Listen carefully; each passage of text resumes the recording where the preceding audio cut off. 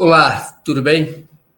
Bom, eu entrevistei o jurista Martônio Montalverne.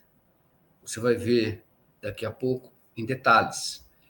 E vai ver também o que ele diz a respeito da prisão de Jair Bolsonaro, que ocorrerá, sem dúvida, depois da condenação em trânsito ou com trânsito em julgado pelo Supremo Tribunal Federal. Agora, uma nova notícia. É preciso comentar uma nova notícia, que é a estratégia dos advogados, que é a de pedir a revisão criminal, no próprio Supremo Tribunal Federal. Você pede a revisão criminal, ou o condenado pede a revisão criminal, quando surge um fato novo. E aí a defesa está aguardando a publicação da sentença ou do acórdão, né, para então apresentar argumentos no sentido de que existe um outro fato que não teria sido levado em consideração. Na verdade, é uma estratégia para aproveitar que o Luiz Fux saiu da primeira turma e foi para a segunda turma. Por que essa estratégia? Porque, pelo regimento do Supremo, quando há um caso de revisão criminal, a turma responsável, no caso a primeira turma, pela condenação, ela não pode analisar a revisão criminal. Teria que ser a outra turma, portanto, a segunda turma. Com a ida do Fux para lá, então, os bolsonaristas ou a extrema-direita teria, então, 3 votos: do Fux, Cássio, e do André Mendonça. Os outros 2 são Dias Toffoli e Gilmar Mendes. Porém, por essa mesma lógica, isto é, que aquela turma que fez a condenação, ela teria que ter a sua decisão analisada por uma outra turma, por outros ministros, portanto, por outros magistrados. Por essa lógica, o Fux não pode julgar. Teria que ser um outro ministro. Então, esta estratégia pode não dar certo, mas é a tentativa que a extrema-direita tem de anular uma condenação que é exemplar. Exemplar. A própria revista Economist, que é uma revista conservadora, ela publicou uma capa em que afirma que o Brasil dá lição de democracia para os Estados Unidos, próprios Estados Unidos, que até pouco tempo era visto como um paradigma da democracia. Bom, mas seja como for, os bolsonaristas tentarão, a extrema-direita, condenados, golpistas condenados por golpe, tentarão, então, levar o caso para a segunda turma. O jurista Martônio Montalverne, que já fez o seu pós-doutorado justamente sobre o Supremo Tribunal Federal, também comenta outros aspectos da justiça no Brasil e explica também por que o Supremo mudou, que em 2016 foi, diria, conivente até, ele não usa essa expressão, mas eu uso, com o golpe que estava em curso e não paralisou esse golpe, mas depois mudou. Então, o Supremo, que se demonstrou, ou que demonstrou uma fraqueza diante da Lava Jato, naquele período, depois passou a ser o guardião efetivamente o guardião da Constituição. Sempre foi, esse é o papel dele. Mas em 2016 teve, vamos chamar assim, esse período que entrará para a história como um período até vergonhoso para o judiciário brasileiro. Agora não. Agora a atuação tem sido exemplar. Bom, fique com a entrevista de Martônio Montalverne.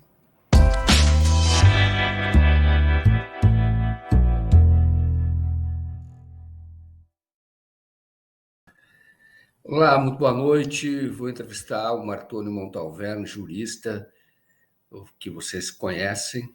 Vamos falar aí de vários temas importantes, inclusive sobre o último recurso do Bolsonaro e a provável não, ele já está preso em casa, mas agora a prisão com sentença transitada em julgado.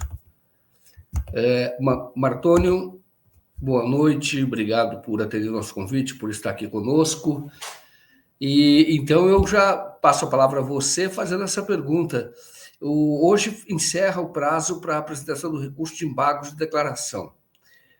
Eu queria saber exatamente o que seria embargos de declaração, se isso oferece alguma possibilidade de mudança na pena, e não oferecendo, quando você acredita que processualmente ou pelos prazos processuais o Jair Bolsonaro comece a cumprir a pena de 27 anos e 3 meses de prisão em regime fechado, que foi assim a decisão do STF. Muito boa noite, Joaquim, boa noite a todos os ouvintes do Boa Noite do Brasil 247. Muito obrigado pelo convite para estar mais uma vez aqui. Eu gostaria de começar, né, Joaquim, inclusive me redimindo de uma observação que eu fiz aqui no 247.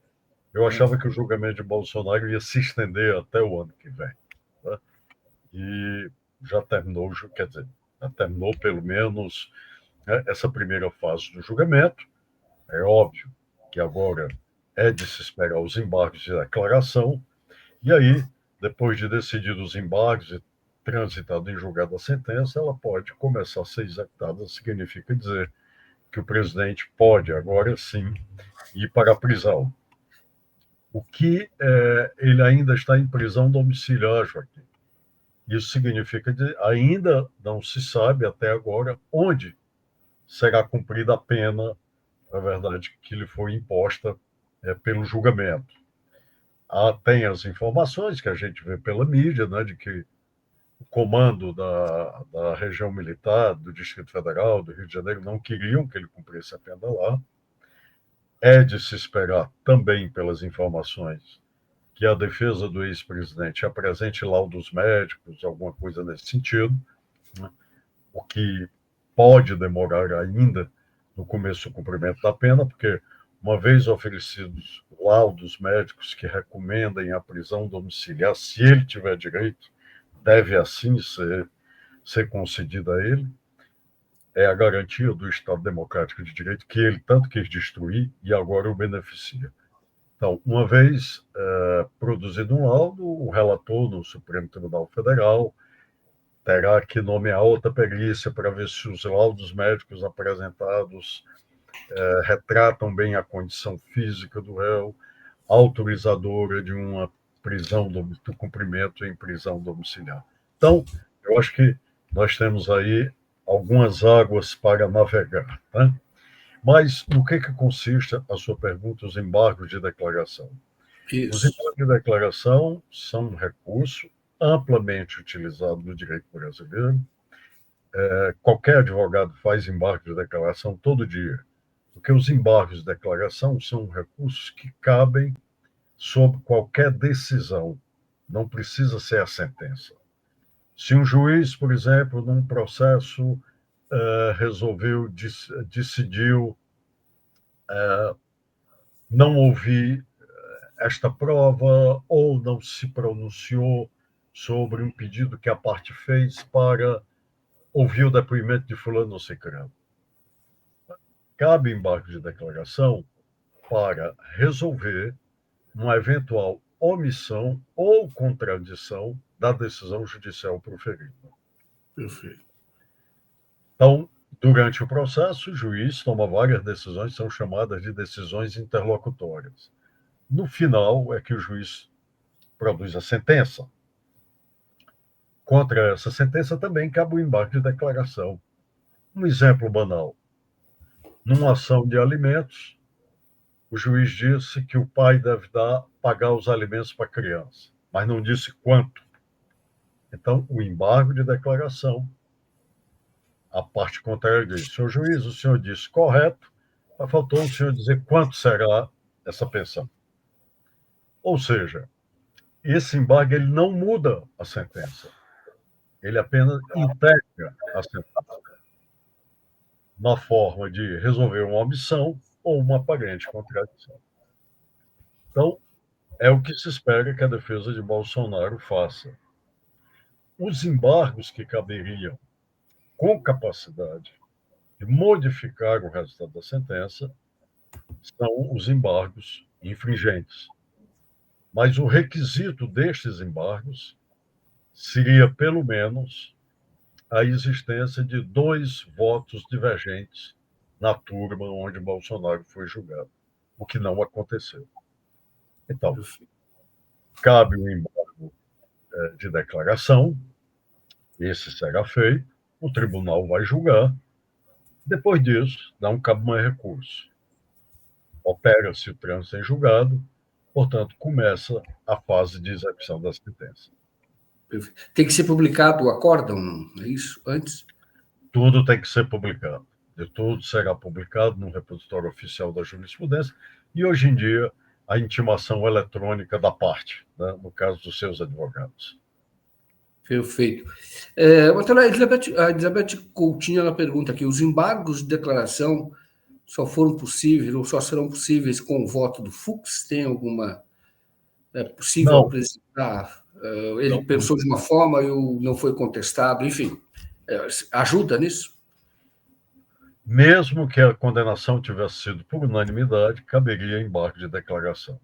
Se, na visão do embargante, né, no caso, a defesa do ex-presidente Bolsonaro, se na visão dessa defesa o acórdão contivesse alguma omissão ou alguma contradição, mesmo que a decisão tivesse sido unânime, poderia caber o embargo de declaração.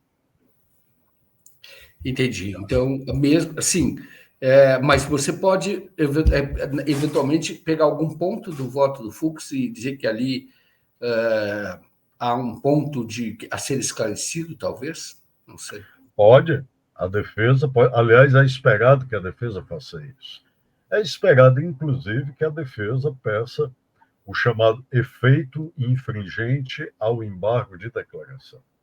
É esperado isso. A defesa, o advogado, desde que não seja nada daquilo que se costuma chamar teratológico, aquilo que seja absurdo, o advogado pode lançar mão, a defesa pode lançar mão de todos os recursos da ampla defesa, com todos os recursos a ela inerentes. Isso se chama de devido processo legal. Isso se chama de Estado de Direito. São exatamente, repito, as garantias que Bolsonaro e seus aliados, alguns deles já condenados, quiseram destruir. Mas você acredita politicamente que pode haver uma vigília Bolsonaro livre? Eu acho que não. Eu acho que não pode haver isso, porque, diferentemente do que se tinha. Veja bem, viu, Joaquim? No caso do ex-presidente Lula, desde o primeiro momento, a defesa de Lula, logo antes da sentença do então juiz Sérgio Moro, a defesa alegou a suspeição do juiz. Alegou esse ponto em todas as instâncias. Exato. E foi ignorada. Alegou, inclusive, é uma das peças do direito brasileiro, né, quando o ex-juiz Sérgio Moro, ilegalmente, divulgou uma chamada telefônica em março de 2016 entre a presidente Dilma Rousseff e o então ex-presidente Luiz Inácio Lula da Silva, foi censurado pelo próprio ministro relator do caso, porque envolvia a ex-presidente, a então presidente da República, autoridade com foro privilegiado, Supremo Tribunal Federal, a reprimenda expressa do então relator ministro Teori Zavascki.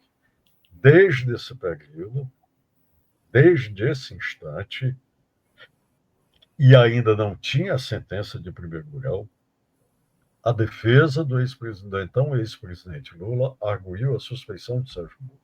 Aliás, já em 2015, eu já disse isso em várias oportunidades, já em 2015, vários juristas, entre os quais eu me incluo, Marlene Streck, Gilberto Bercovitch, Marcelo Catoni, vários juízes, vários juristas, professores de direito, chamavam a atenção quando viram o que estava acontecendo na Operação Lava Jato, as decisões, as relações entre o Ministério Público Federal e o juiz da 13ª Vara, todos nós já achávamos aquilo muito estranho. Então, ali havia um conluio, que só foi provado em 2019, quando apareceram, na verdade, as chamadas revelações do Intercept. E uma vez comprovado, aí sim, claro, nós sabemos é o resto da história. No caso do ex-presidente Bolsonaro, as provas são muito contundentes. Eu tenho reuniões, eu tenho gravações, eu tenho documentos escritos, eu tenho a prova de articulações, eu tenho delações premiadas que confirmaram estes fatos. Eu tive tentativa de ato terrorista, plano para assassinar autoridades. Quer dizer, é interessante notar que eu fico me perguntando porque na lei, no regimento interno do Supremo Tribunal Federal, há a possibilidade da revisão criminal. Quando aparece elementos de que a decisão foi tomada em oposição à evidência das provas, ou apareceu fatos novos, provas novas de que o réu é inocente, é autorizada a revisão criminal. Ou seja, a defesa do ex-presidente, mas olha, apareceu um documento novo, eu quero rever esta condenação. Pode fazer isso, mas não é o caso. Eu creio que as provas existentes no processo são bastante robustas, são contundentes. Ou seja, o volume de provas que foi apresentado, os depoimentos, o encadeamento cronológico dos fatos, né, e a obviedade do que se teve, do que se viu, do que todos nós vimos, eu creio, viu, Joaquim, que, nesse caso, é muito difícil defender a inocência do ex-presidente Jair Bolsonaro. Eu acho, portanto, que, diante desse quadro, nós não temos nenhum elemento que empolgue a população a defender uma pessoa, né, com essas credenciais de acusação, de comprovação e de, finalmente, de julgamento. Perfeito. É curioso, né? O presidente Lula rejeitou qualquer tipo de acordo que resultasse, qualquer tipo de benefício que resultasse numa prisão domiciliar dele. Isso eu entrevistei, ele disse isso. E também não aceitava tornozeleira eletrônica, falou: em minha casa não é prisão. Eu saio daqui. Eu saio daqui quando provar minha inocência. Eu saio, não quero nenhum tipo de benefício. E o Bolsonaro, ele hoje todos lutam ali para que ele tenha a prisão domiciliar. Do ponto de vista, vamos chamar assim, técnico, na sua avaliação, justificaria a prisão domiciliar, considerando que as próprias presídios têm condição de assistência médica, né? O caso de Jorge Guaranhos, lá em Curitiba, que eu fiz um documentário sobre isso, o assassino do Marcelo Arruda, também pediu prisão domiciliar por razões de saúde, então houve laudo, houve manifestação da secretaria lá responsável pelos estabelecimentos penais, e todos assinaram, todos da área de saúde, dizendo que tinha condição de fazer atendimento de saúde a ele lá, e, enfim, Jorge Guaranhos está cumprindo prisão no Complexo Médico Penal lá de São José dos Pinhais. Então, eu faço a pergunta para você, do ponto de vista técnico, justificaria uma prisão domiciliar ou o justo seria que ele cumprisse em cela especial, como cabe a um ex-presidente, num presídio como o da Papuda? Joaquim, eu só queria recuperar rapidamente isso que você falou do ex-presidente Lula. Diferentemente do caso do ex-presidente Bolsonaro, é bom nós não perdermos de vista o seguinte: as provas contra o presidente Lula eram intensamente frágeis. Qual era a prova da compra do apartamento, do tal triplex de Guarujá? Era a não compra. Qual era a compra do sítio de Atibaia? Era a permanência dele, a não compra. Ou seja, ainda havia esse fato. Muito diferente do caso atual que nós temos, onde, me parece agora, as provas, repito, contra o ex-presidente Jair Bolsonaro são bastante robustas nesse sentido. Você tem provas, você tem conversas, você tem, inclusive, depoimentos, né? e falas até dele próprio. No dia da oitiva dele pelo então ministro relator Alexandre de Moraes, o ministro perguntou para ele, essa eu lembro muito bem disso: então, o senhor planejava essas ações porque todas as vias de recurso já tinham sido esgotadas? Ele disse sim. Ele disse isso. tem a gravação dele no depoimento dizendo. Então, Exatamente. assim, nesse sentido, me parecem claros, o que não era nem de longe no caso do ex-presidente Lula. Agora, se o presidente Jair Bolsonaro apresentar, repito, laudos médicos bastante circunstanciados, precisos, que digam que a condição de saúde dele é incompatível com a capacidade da assistência médica do sistema prisional, na verdade, eu acho que ele deve ter direito a domiciliar. Se ele apresentar isso. Não é só os médicos dele apresentarem isso. Naturalmente, deve-se imaginar, quando os médicos dele apresentarem isso, aquele que vai ser o juiz da execução penal, ele vai pedir para ouvir uma perícia que não seja dele. Uma perícia médica. É assim que acontece no processo. As partes nomeiam seus peritos, produzem seus laudos, e o juiz diz, tá, mas eu quero ouvir, agora é o médico fulano de tal, sob juramento, de dizer a verdade, ele vai me dar um laudo a respeito da condição do ex-presidente Jair Bolsonaro. Se essa condição recomendar que ele cumpra a pena em prisão domiciliar pela incapacidade do sistema prisional de lhe garantir um atendimento médico, eu acho, nesse caso, que aí ele terá direito, sim. Repito, à efetivação do Estado Democrático de Direito que ele tanto quis destruir. Perfeito. Bom, tudo isso que nós estamos falando agora é em razão da condenação pelo Supremo Tribunal Federal do crucial e de outro núcleo já, dos golpistas, né? Realmente, pela primeira vez, o Brasil está punindo o golpista e não concedendo anistia, né? Esse é o ponto. Então, vou entrar assim, você tem livros sobre o Supremo, você fez um pós-doutorado que você analisa as decisões do Supremo Tribunal Federal. Então, eu pergunto para você se dentro desse novo perfil, não diria, mas ou desse papel que hoje o Supremo desempenha de fato ser o guardião da Constituição, é o que tem sido, tem cumprido, né? Você entende que o Jorge Messias seria um nome ideal para a indicação neste momento? Eu entendo que sim. Eu entendo que o ministro Jorge Messias ele reúne todas as condições para isso, o saber, a competência nesse sentido. E nós precisamos também falar do seguinte: o presidente da República está devidamente legitimado pela eleição para fazer a escolha que quiser. Se você quiser um ministro conservador, eleja um presidente da República conservador, que foi o que aconteceu quando Jair Bolsonaro indicou o ministro que ele mesmo dizia, terrivelmente evangélico, o ministro André Mendonça. Tá? Tem algum problema na indicação? Não, tem algum problema na indicação, desde que ele defenda, claro, o Estado Democrático de Direito, a Constituição e as leis, isso aí não tem problema nenhum. Então, o presidente Lula também está devidamente legitimado para escolher alguém mais alinhado, alguém com perfil progressista. Não há nenhum problema nisso. Por quê? Porque a eleição, óbvio, elegeu como presidente da República Luiz Inácio Lula da Silva, que tem um perfil progressista. Então, isso aí eu não vejo nenhum problema. Eu acho que sim. Acho que o ministro AGU seria um ótimo nome. Quer dizer, na verdade, ele é evangélico, mas não é terrivelmente. A gente pode dizer assim, né? Ele é evangélico. Jorge Messias é evangélico de família batista, né? É a tradição. Do jeito que os outros são católicos, isso como diz o pensamento político, né, da modernidade iluminista, não é? A religião deveria ser um assunto da esfera privada, na verdade, desde a segunda metade do século XVII.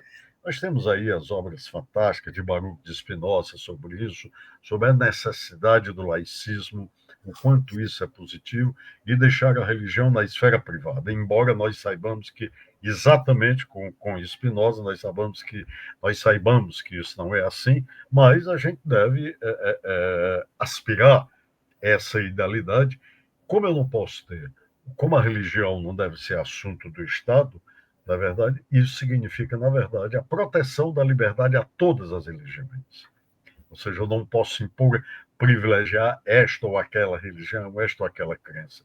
Exatamente por isso. Esse é o maior, eu digo, tesouro do laicismo do Estado, na verdade, cujo melhor exemplo da atualidade, nessa radicalidade de Estado laico, é a França. Perfeito. Mas então parece que o seu estudo, que é pós-doutorado, e a tese de doutorado do Messias, eles são complementares, na verdade. Porque no seguinte sentido, você analisa o Supremo no momento de fraqueza do Supremo institucional e você faz um paralelo com a justiça na República de Weimar, né? E aí, dizendo que, na verdade, o Supremo contribuiu para que houvesse uma sanção até da extrema-direita, né, ao deixar de tomar algumas decisões importantes. E o que acontece? O Messias veio depois, ele defendeu, você defendeu fora do Brasil, né, teu pós-doutorado. E ele defendeu aqui, acho que é no UNB, salvo engano, e a tese dele, na verdade, você apresentou é pós-doutorado.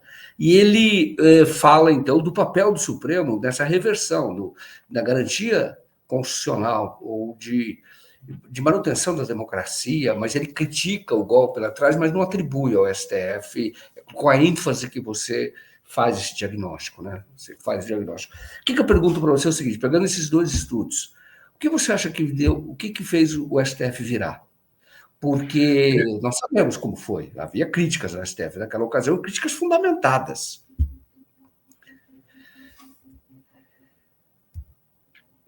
Perfeito, Joaquim. Você está me ouvindo? Estou te ouvindo bem. Agora estou. Tá bom. Tá. Eu acho que o que aconteceu quando nós observamos essa virada foi a partir de 2019, 2020, quando a cultura lavajatista começou a bater nas portas da institucionalidade do próprio Supremo Tribunal Federal. Então, o Supremo Tribunal Federal finalmente compreendeu o risco que a democracia estava correndo e que ele próprio também estava correndo, especialmente alguns de seus membros. Então, eu acredito a esse fato. Tá? Os ministros, os integrantes, então integrantes do Supremo Tribunal Federal sabiam disso? Eu acho que sabiam antes. Se eu sabia, como é que eles não sabiam? Claro. Agora, todos estavam encurralados e também se deixaram encurralar. O ex-presidente Lula disse isso, né, por essa avalanche que foi a mídia, principalmente, sobre isso. Ninguém podia dizer absolutamente nada da Lava Jato.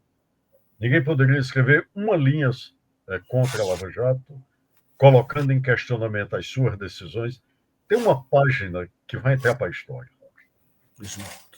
Não sei se você lembra, mas num dos pedidos de suspeição da defesa do Lula perante o Tribunal Regional Federal da 4ª Região, tá? Exatamente naquele caso da liberação do telefonema desautorizado e contra a lei de Sérgio Moro, o telefonema da então presidenta Dilma Rousseff, né? A defesa do Lula arguiu a suspeição de Lula baseado naquilo. A escrita, e isso está registrado, eu cito no meu livro, pelo relator, desembargador federal Rômulo Pizzolatti. Ele diz: isto é uma exceção. Nós vivemos o momento da Lava Jato é excepcional. Momentos excepcionais requerem medidas excepcionais. Portanto, não conheceu do pedido. Isso é de uma gravidade comprometedora de qualquer ordenamento jurídico. Não houve nada parecido com isso nos processos contra os golpistas de 2022 para cá. Então, essa decisão do Tribunal Regional Federal da 4ª Região, que, aliás, ela só não foi unânime porque houve uma divergência no tribunal, tá? Do desembargador federal Rogério Favorito. Naturalmente, foi criticado por conta disso, mas o que o desembargador federal Rogério Favorito estava falando é exatamente o Estado defendendo o Estado da aplicação da lei no Estado Democrático de Direito. Não há o estado de exceção autorizado nesse sentido. Então, esse é o melhor exemplo, que eu acho que o Supremo Tribunal Federal já vinha enxergando. E, depois do episódio do vazamento das conversas, aí ficou provado aquilo que todo mundo sabia. Então, a partir daí, de 2019, 2020, o Supremo Tribunal Federal começa a vir do outro caminho. Um pouco tarde, porque a eleição de 2018 já tinha se consumado, Jair Bolsonaro já era presidente da República. Depois foi a sucessão das tragédias, né? A omissão quanto à pandemia, e depois os ataques aos reiterados ao Supremo Tribunal Federal, aquela manifestação. Primeiro, o julgamento sobre a competência de estados e municípios no tratamento do direito à saúde no caso da pandemia. Depois, aquela manifestação aberta em São Paulo, quando o então presidente Jair Bolsonaro disse que não ia obedecer decisões do ministro Alexandre de Moraes, ou seja, do Supremo Tribunal Federal. Depois, reiteradas vezes as provocações contra o tribunal. Até hoje, até recentemente. É bom não esquecer as palavras do senador Flávio Bolsonaro. Ele disse: ninguém quer uma ruptura, mas se o Congresso aprovar uma anistia e o Supremo Tribunal Federal disser que essa anistia é inconstitucional, nós vamos ter que resolver pela força. Ele cuidou de fazer a ressalva, né? Nós não queremos isso, claro. Essa é a verdadeira intenção dele, essa é a mensagem. Então, nós vivemos o governo de Jair Bolsonaro nessas ameaças. Aliás, desde a campanha. O filho disse que, a fechar o Supremo, só não cabe 2 soldados. Né? Isso valeria. Então, eu acho que o Supremo Tribunal Federal acordou nesse momento. Né? E, repito, fez uma tarefa que o Poder Judiciário americano, por exemplo, não está fazendo. A institucionalidade americana não fez. Houve um perdão generalizado, não se questionou a natureza desse perdão, né, nesse sentido, né, dessa anistia que foi dada. O Poder Judiciário, pelo menos a Suprema Corte, até agora, ou sinalizou que não será impedimento para Donald Trump, nós saberemos isso, na verdade, daqui já, novembro, dezembro, quando haverá o julgamento pela Suprema Corte, daqueles atos que vários juízes decidiram, a extradição, a aplicação de tarifas, ou seja, tudo isso, se isso é permitido ou não. A expectativa que nós vemos de professores, de intelectuais, de colegas com quem a gente tem um pouco de diálogo, é no sentido de que a Suprema Corte não enfrentará Donald Trump. Inclusive, vários articulistas disseram: o Brasil dá o exemplo que os Estados Unidos não deram. Não só em jornais americanos, ou, digamos assim, nesse debate da esfera pública americana. Europeus também. Na Alemanha falaram isso. Disse: olha, o Brasil deu um exemplo que as maiores democracias, ditas as maiores democracias mundiais, não conseguiram lá. Interessante como é a história, né? Como era dinâmica, como acontece rapidamente. Você tinha um Supremo, vamos dizer assim, né, na época, com razão, muito bem fundamentado, você apresentou como ali um motivo de instabilidade, né, institucional que poderia resultar, e resultou, na ascensão da extrema-direita no Brasil, né? E você tem agora justamente o mesmo Supremo Tribunal Federal dando uma lição, né, ao mundo, a revista Economist, que é conservadora, dizendo que as lições que o Brasil dá aos próprios Estados Unidos, né, para conter roubos assim, golpistas ou tentativa de golpe. Né? Isso é a transformação, digamos assim, do conceito da chamada democracia defensiva ou democracia que defende a si mesma. Não é? Isso é lá dos anos 50, na Alemanha, etc. Isso vem se aperfeiçoando. E agora nós observamos que alguns países estão com algumas cortes constitucionais imobilizadas nessa questão, enquanto o Brasil não. Isso é positivo. Isso é bastante positivo. Interessante. Agora, é claro que o judiciário não pode segurar nenhum, vamos dizer assim, durante... Não é para segurar o movimento da história, né? Sim. Então, agora, o povo tem que fazer a sua parte, né? Assim, eu quero dizer, tem mobilizações a favor da própria democracia e também criar outros mecanismos de defesa da institucionalidade e da lisura, da correção, vamos chamar assim, da correção da sociedade, da própria sociedade, sim, perante ali algumas condutas, né? Por que eu estou fazendo essa colocação? Porque a gente vai falar do Messias de novo, mas a AGU criou agora, que é a Procuradoria de Defesa do Cidadão, você integra, não sei se você ainda integra, E como é que está essa procuradoria? Isso foi feito justamente para tentar mobilizar, né, o judiciário, se for o caso, quando houver abusos, inclusive de fake news, abusos nas redes, não é isso? Sim, a Procuradoria de Defesa da Democracia ela foi criada logo no começo de 2023, depois do que aconteceu. Esse é um organismo no âmbito da AGU, eu participei dos debates, etc, etc. E, claro, ela é integrada, né, por pessoas, aqueles que são advogados da União, concursados, etc. E atua, digamos, na disputa judicial para manter isso. Correto. E outra coisa é o Observatório da Democracia, do qual eu faço parte. Fui convidado pelo ministro Jorge Messias, né? Então, integramos o Observatório da Democracia, que se reúne, né, mensalmente sobre isso para traçar essas diretrizes de posicionar a administração pública no compromisso de defesa da democracia. Isso é muito positivo. E isso eu não conheço, né, outro exemplo que se tenha no Brasil anterior a isso.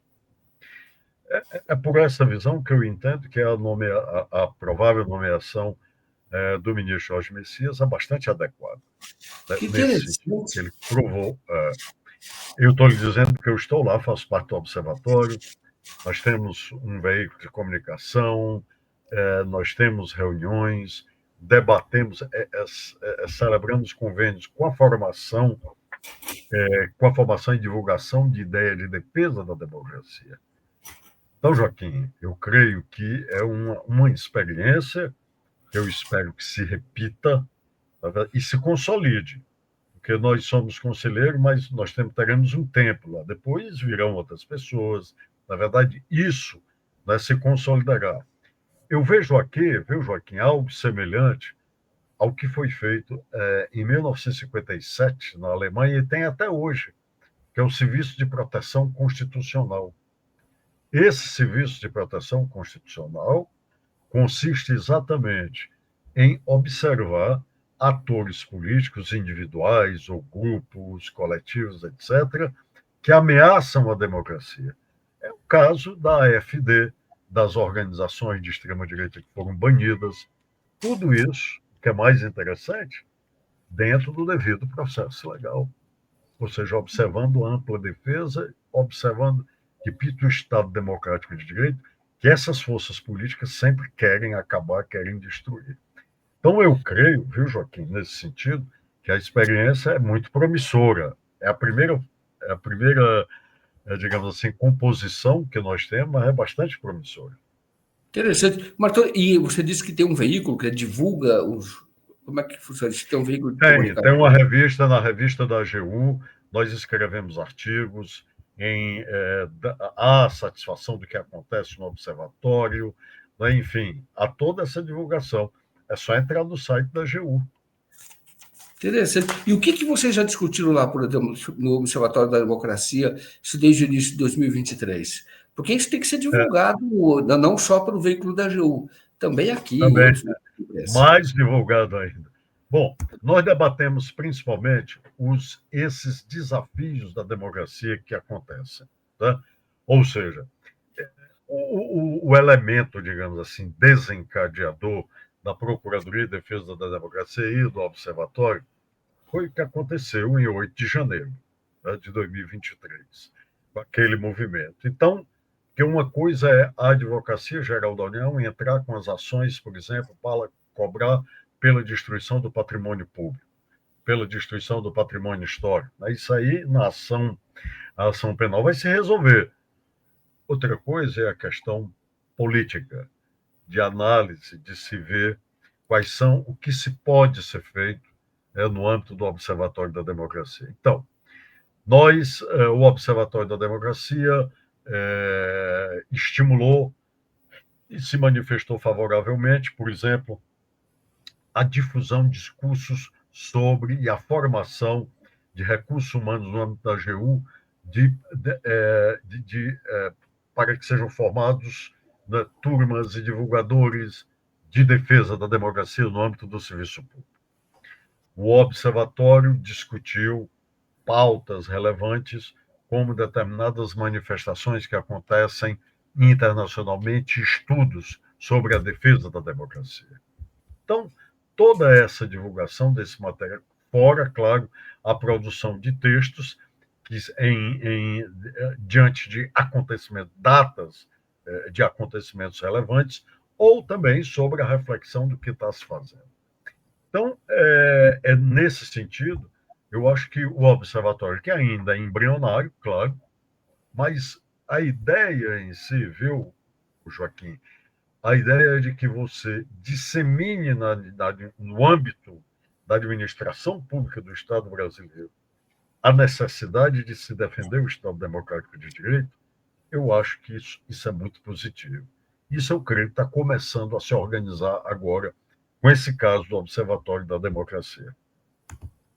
Interessante. Vou trazer uma notícia do dia para falar com você sobre a tua análise como jurista. É a notícia do dia, aconteceu agora à tarde.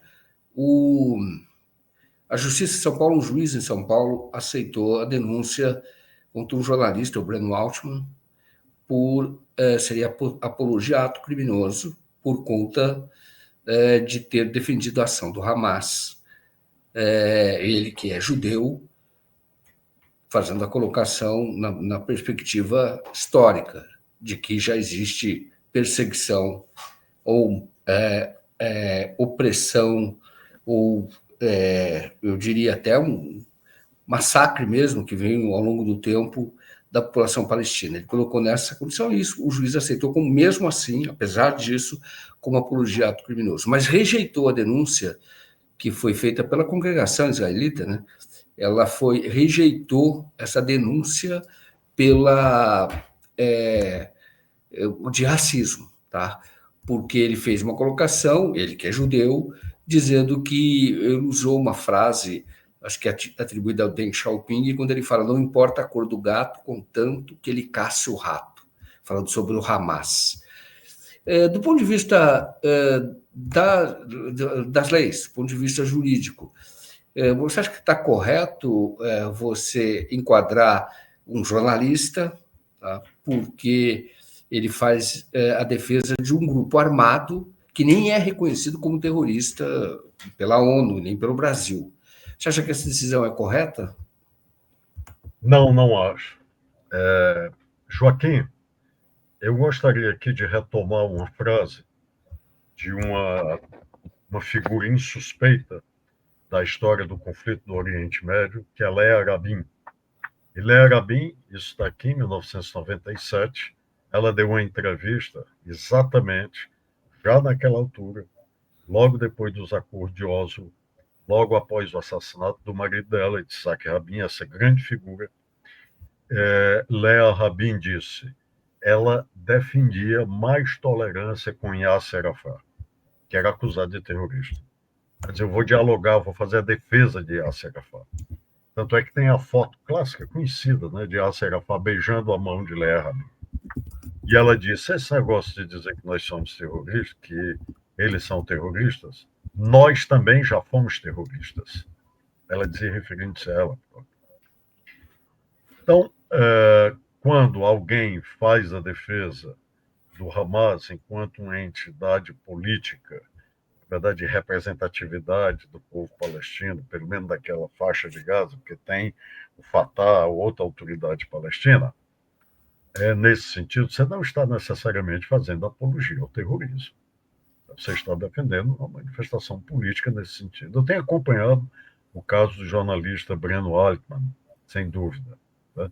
Eu acho que o que ele está sendo vítima é de uma perseguição, né, pela CONIB, especialmente, que tem representado, tá, os piores interesses aqui. E a CONIB bem sabe, por exemplo, eu fui protagonista, eu e o professor Lênio Streck, escrevemos um artigo contra uma decisão de um juiz federal aqui que absolveu alguém que negou o Holocausto. Eu e Lênio, esse artigo nosso está aí no Conjur, pode ver. Então, jamais pode nos acusar de algum tipo de antissemitismo. Mas a CONIB, na verdade, ela tem servido para defender esses interesses, o que é lamentável. Né? Porque o que nós observamos, a quantidade de figuras proeminentes do judaísmo, o judaísmo não enquanto religião, o judaísmo enquanto cultura, uma cultura universalizante de intelectuais, desde quase sempre na Europa, que tinham esta perspectiva universal e não uma perspectiva nacionalista e criminosa como se tem. De novo, eu assisti, quando eu estava vivendo na Europa, na Alemanha, a própria Leah Rabin no lançamento do livro dela, quando tinham assassinado Yitzhak Rabin. E eu lembro muito bem das palavras dela a respeito de Benjamin Netanyahu, que tinha acabado de ter sido eleito em 95 a primeira vez.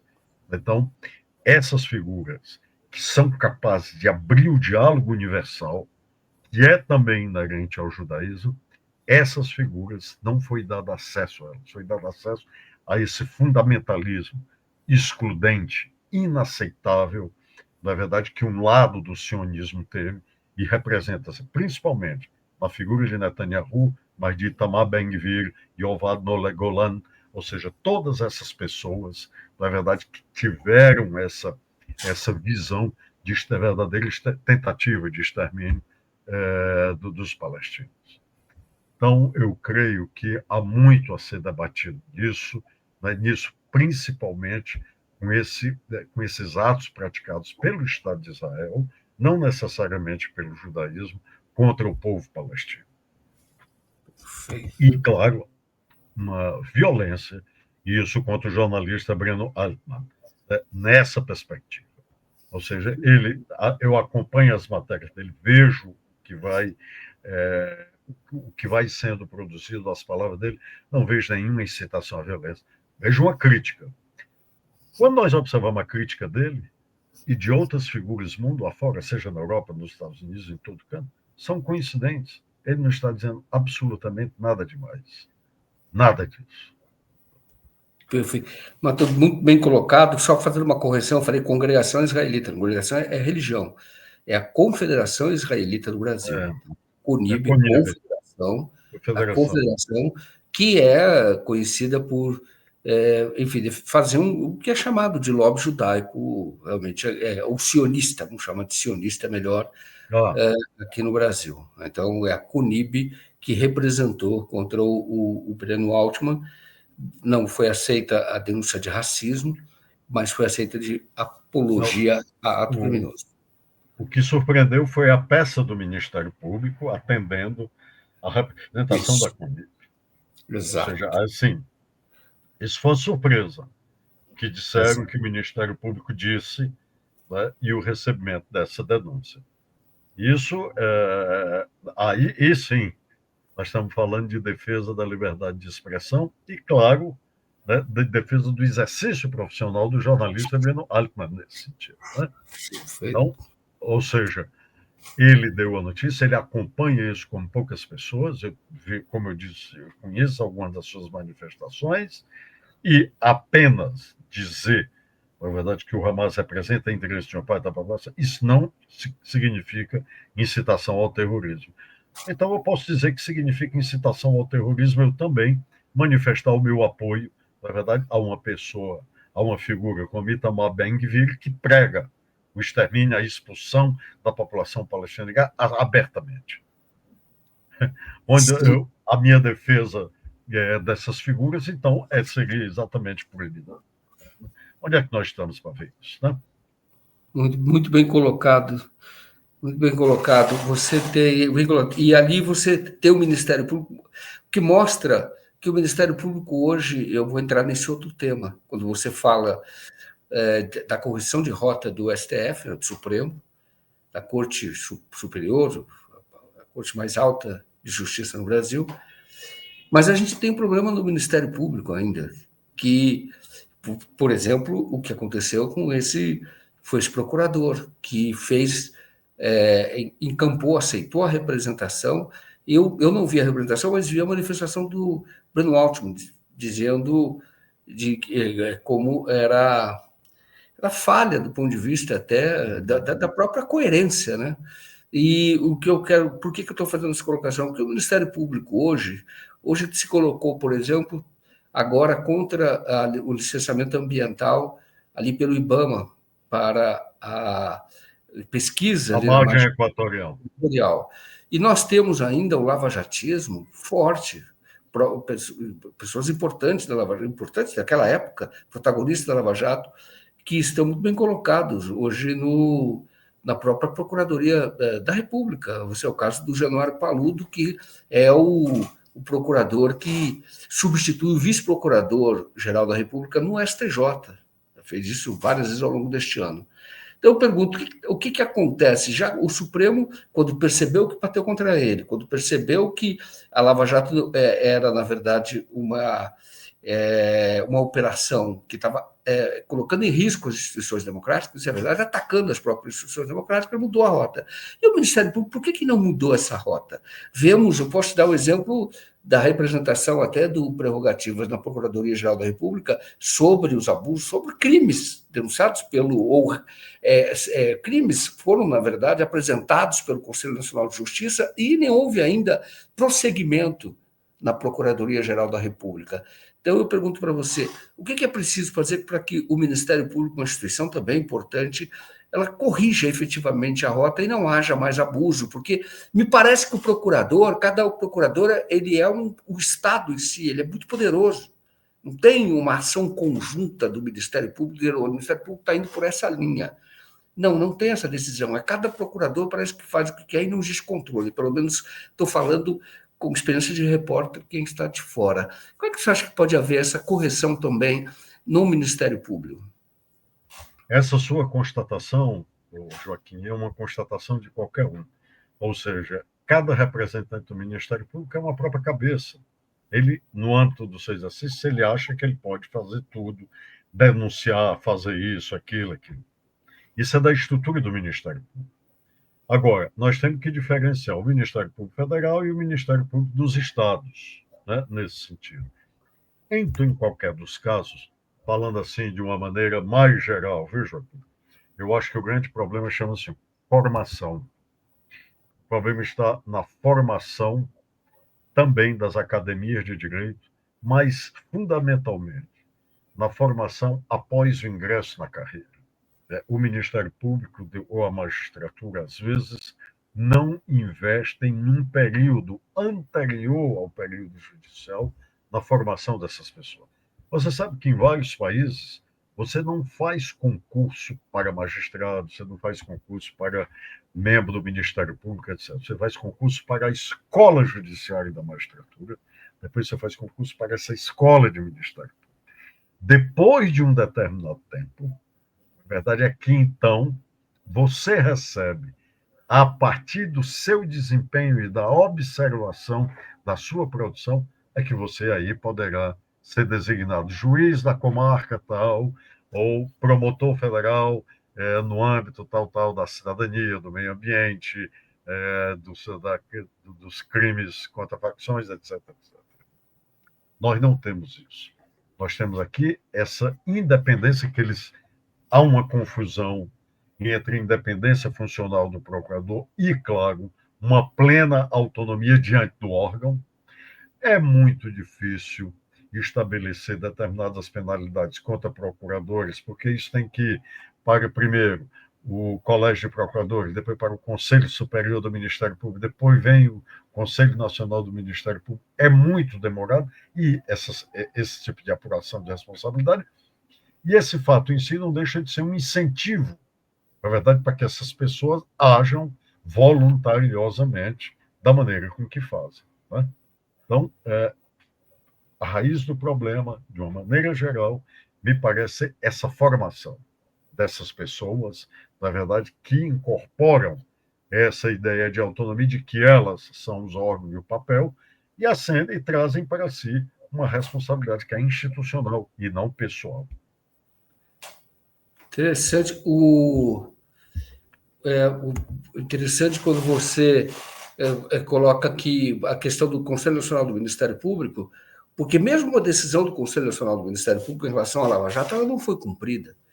O Conselho Nacional do Ministério Público decidiu pela exoneração de um procurador que confessou ter pago lá pelo outdoor, e a gente sabe que dentro desse outdoor, a contratação do outdoor, há crime de falsidade ideológica, ele usou o nome de uma outra pessoa.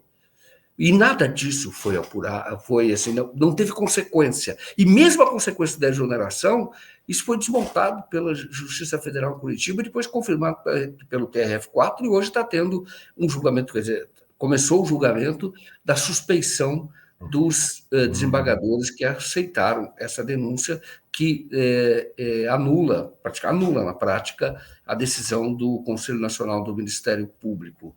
Então, eu pergunto, por isso que quando você faz a colocação de como é que você faz para recorrer, que seria um mecanismo de controle, mas mesmo o mecanismo de controle constitucional, que é o CNMP, ele foi desmoralizado nesse caso, não é? Nesse e em outros casos. Né? Óbvio que depois da decisão do CNMP ainda tem um caminho judicial, mas depois de um processo longo, com produção de provas, no âmbito do Conselho Nacional do Ministério Público, nesse sentido, além disso, o Poder Judiciário dizer que esta instância do Conselho Nacional do Ministério Público, que é um órgão constitucional também, errou. Isso deixa qualquer um perplexo. Né? Dizer, olha, não houve a punição, não é bem assim, aí já se está lá discutindo o mesmo aspecto, né? Ou seja, a suspeição dos julgadores. Até onde eu conheço, com a ressalva de que eu não conheço os autos do processo, não atuei, claro, mas pelas peças que a gente tem divulgada pela imprensa, como sentença, decisão do CNMP, as provas são bastante contundentes. Tá? Eu acho que aqui, né, o próprio corporativismo fala mais alto. Perfeito. Então, é preciso que haja vamos dizer assim, um amadurecimento institucional, com correção, inclusive, talvez de legislação, porque o CNMP já foi criado, porque na época acho que o Nelson Jobim que falava isso, que é preciso ter mecanismo de controle, a sociedade precisa. Ainda assim, o CNMP teve uma mudança na sua composição, ele ficou com mais procuradores, pessoas representantes do Ministério Público na sua composição. Na época, essa mudança foi pelo senador, que era procurador, tinha sido procurador, o senador do Amazonas, Jefferson, esqueci o nome dele agora, do PDT, até era um bom senador, mas nesse caso agiu com corporativismo, até porque o Ministério Público era visto, havia uma visão positiva sobre o Ministério Público. Né? Acho que a Lava Jato é que mudou tudo isso, quando você percebeu o estrago que o Ministério Público pode fazer. Né? Sim, sem dúvida. O caso da Lava Jato para o Ministério Público foi emblemático. Né? Ou seja, do que o Ministério Público é capaz. E depois muitos deles viraram consultores em compliance, como eles falam, ganharam dinheiro com entrevistas, com tudo isso, e ficou por isso mesmo. Perfeito, não, exato. E o próprio Conselho Nacional de Justiça, falando no caso dos juízes, mas não houve no Ministério Público ainda julgamento, aponta no relatório do corregedor Salomão, corregedor na época, ele disse que houve crime mesmo, de fato, ele fala peculato. No caso do dinheiro da Petrobras, peculato, Sim. lavagem de dinheiro e também corrupção, porque o dinheiro voltaria para eles próprios. Para eles próprios, para ser gasto por eles próprios. Ou seja, 2,5 bilhões de dólares, você elege um presidente da República. Exatamente, exatamente. Bom, aí nós estamos chegando num ponto importante, que é, se a gente quer um aperfeiçoamento realmente da nossa democracia, ainda está faltando alguma modificação para que o Ministério Público tenha uma outra atuação, ou que os mecanismos de controle funcionem efetivamente. Né? Uma das coisas que sempre foi criticada, tanto no âmbito do Conselho Nacional de Justiça, quanto no âmbito do Conselho Nacional do Ministério Público, é que o número de membros do Ministério Público, o número de membros da magistratura desse conselho é maior do que os membros da sociedade. Então, para que haja a punição, apesar de várias delas existirem, claro, na verdade, há um aspecto do corporativismo que funciona aí. Perfeito. E ainda assim, quando tem uma decisão que é negativa, se encontrou, nesse caso do Diogo Gaston de Matos, mecanismo para burlar a decisão. Simplesmente a decisão não foi cumprida. Eu acho isso uma desorganização, um escândalo. Esvaziar completamente o conteúdo da decisão, que foi o que aconteceu. Né? No caso do procurador lá de Curitiba, que pagou os autores da propaganda, né, ainda em nome de terceiros, etc. Exatamente. E ainda em nome de terceiro, o terceiro é falsidade ideológica, usou o nome de outra pessoa. Porque depois ele assumiu. E nada foi nada foi comprovado, ou se comprovado, não houve punição alguma. Professor, chegando aqui no nosso final, aqui estamos com mais 5 minutos, então eu pediria a você, se você está acompanhando o caso da investigação sobre o Sérgio Moro. E aí, Sim. isso tem pela Polícia Federal, houve uma decisão do ministro Dias Toffoli de fazer busca na próxima 13ª vara, que teria sonegado provas, escondido lá documentos, então foi autorizada a busca. A Polícia Federal vai lá e vai apreender. Só que isso houve um vazamento. A Veja até deu essa semana, que o jogo é bruto. Alguém vazou. Pode ter vazado ou no TRF4, porque o TRF4 é avisado que vai ter uma operação lá. Ou pelo próprio Procuradoria-Geral da República, né? Como é que você está vendo isso e esse vazamento, em que ele prejudica o próprio cumprimento, né? Porque o próprio delegado, pelo que eu sei, nem ele sabia ainda da operação, isso já foi vazado, né? Dessa operação de busca. É óbvio, viu, Joaquim, que isso é preocupante, é bastante preocupante. De novo, isso compromete a qualidade, né, do Estado Democrático de Direito. Se nós temos essas ramificações clandestinas internas na estrutura da organização do Estado, ou nesse sentido, nós temos um grande problema. Nós temos um problema mesmo, nesse caso, né, de impossibilidade de cumprir o Estado Democrático de Direito. Né? A primeira coisa que eu acho, claro, é que isso também é burocrático demais para dizer o mínimo para se falar. Mas isso tem que ser apurado, o crime para o cometimento do crime. Ou seja, há uma decisão judicial nesse sentido, há um preparo, a necessidade de um preparo logístico para isso, e todas essas operações, na verdade, vazam. Que garantia nós vamos ter, por exemplo, dos processos em segredo de justiça, né, que dizem respeito à condição pessoal, e na grande maioria dos casos, de pessoas que não podem se defender, ou não podem ser expostas como incapazes, crianças, etc, né? Idosos, etc. Como nós vamos ter certeza de que isso não vai vazar?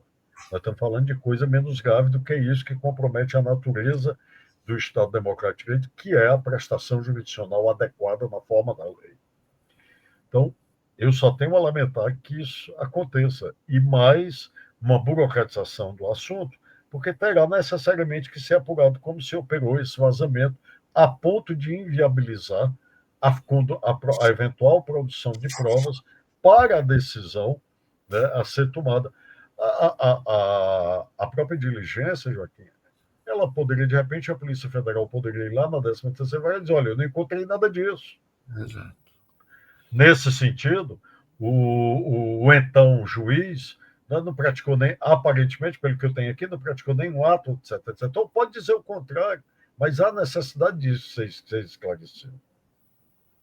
E isso ser obstacularizado por conta, na verdade, de expedientes ilícitos internos na administração pública é inaceitável e também não pode ficar sem resposta. Perfeito. Professor, eu quero te agradecer por participar mais uma vez aqui da nossa live. Muito obrigado. Passo, então, para você fazer o encerramento. O prazer é todo meu, Joaquim. Sempre à disposição de poder utilizar esse espaço para debater ideias, posicionamentos progressistas de defesa da democracia. Muitíssimo obrigado pelo convite. Estarei sempre à disposição.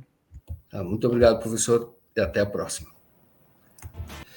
Muito obrigado pela audiência e nós voltaremos sempre que houver notícias para comentar.